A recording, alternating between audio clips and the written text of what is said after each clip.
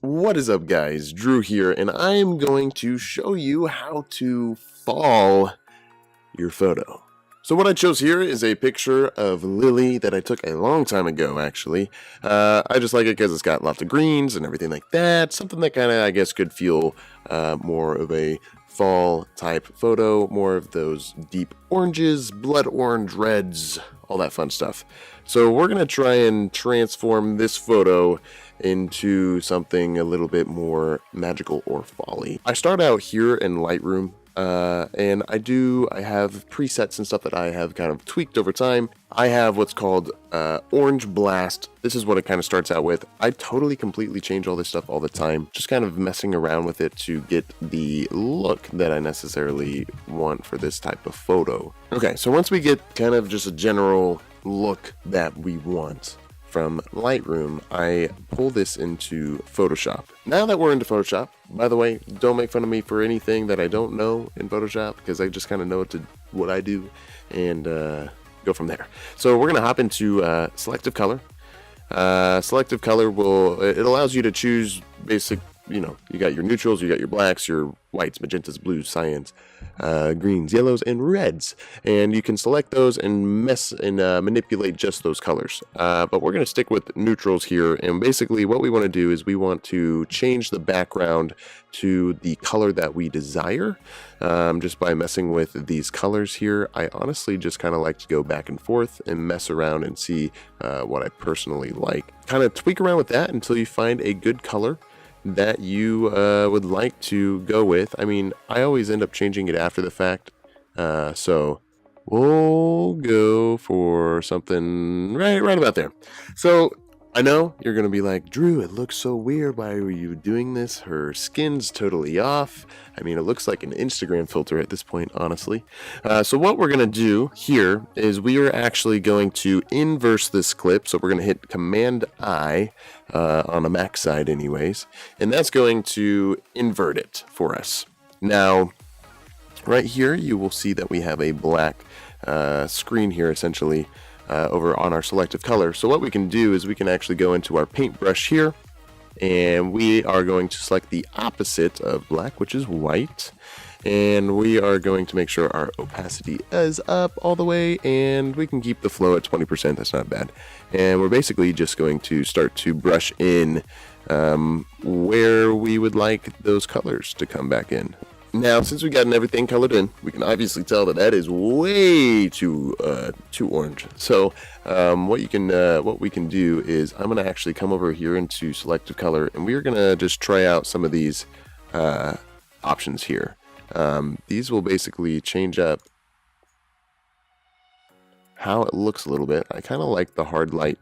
It's really kind of poppy, weird kind of poppy colors. And let's bring down the opacity a little bit, and right about there. Maybe change this up. No. Ugh. Okay, I finally am okay with the colors in the background. They're all right. It's pretty cool. It's not bad. Okay. Anyways, so now that we've gotten the background color that we wanted, we're gonna want to change up these greens here on these flowers. So what we're going to do is we're going to do a hue and saturation. What this will allow us to do is it should allow us to select a certain color and kind of just tweak that certain color. So what I'm going to do is I'm actually going to hit this little guy here, and we are going to tap on that little plant there. It's going to pull up yellows. If we scroll down here, you'll see right here, this will be kind of the colors that it's specifically kind of changing. So what I like to do is I'm just going to basically change the hue completely of that. Now we are getting the different colored plants is what we're wanting as well, but we're also changing up a whole lot more, like especially with their skin and everything like that. So what we're going to do is we're going to try and dwindle down the selection that this is going for, and we're going to make it just kind of specifically focus more on the colors of those flowers here. So we want it to just barely, there we go, we want it to just barely seep in to those greens, because we don't want her skin changing up too much. We've kind of dwindled it down to just pretty much this right here, and then some of these outer colors as well. We're going to go right about here to the oranges, but we're going to brighten this up, and we're going to saturate it a little bit. Boom. Voila! So now we kind of matched the greens with the background there to kind of give it an all orangey kind of cozy feel. After this, I like to focus on skin tones and everything like that. They're a little off. They look a little kind of faded out right now. So we're going to dive into that too. Same sort of thing.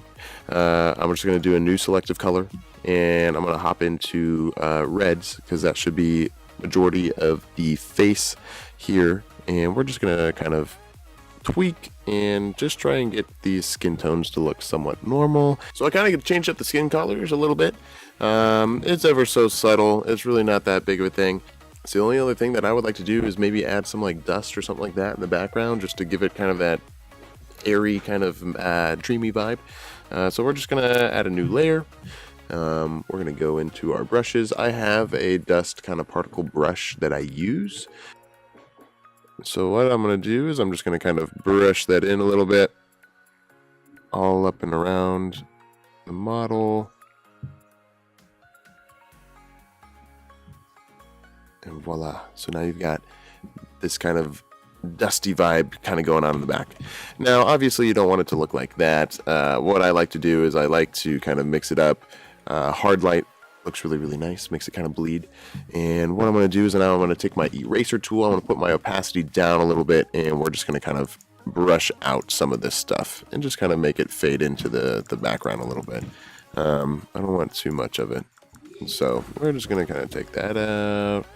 Just leave it a little bit, just enough to linger, essentially, and voila, just something like that.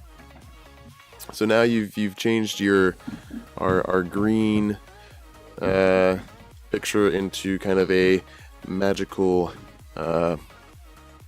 wonderland. Well, thanks for watching my terrible tutorial.